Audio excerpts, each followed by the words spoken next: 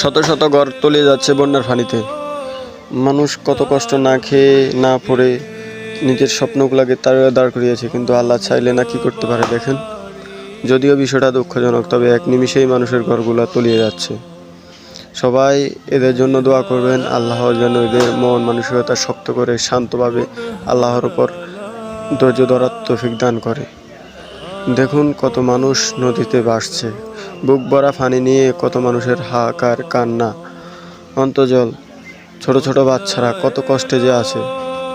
মানুষ না খেয়ে না পড়ে কত স্বপ্নকে দাঁড় করিয়েছে। আল্লাহর প্রতি সবাই বিশ্বাস রাখুন, সবাই আল্লাহর প্রতি বিশ্বাস রাখুন, সবাই ওনাদের জন্য দোয়া করবেন। আল্লাহ যেন ওদেরকে সুস্থভাবে ধৈর্য ধরার তৌফিক দান করে। আল্লাহ উত্তম পরিকল্পনাশীল, মানব জাতির জন্য যাই কল্যাণময় আল্লাহ তাই করেন। ইনশাল্লাহ সবাই আস্থা রাখুন, আল্লাহ চাইলেই আবার এক নিমিষেই সব ঠিক করে দিতে পারে। সবাই ভালো থাকবেন, ওদের জন্য দোয়া করবেন।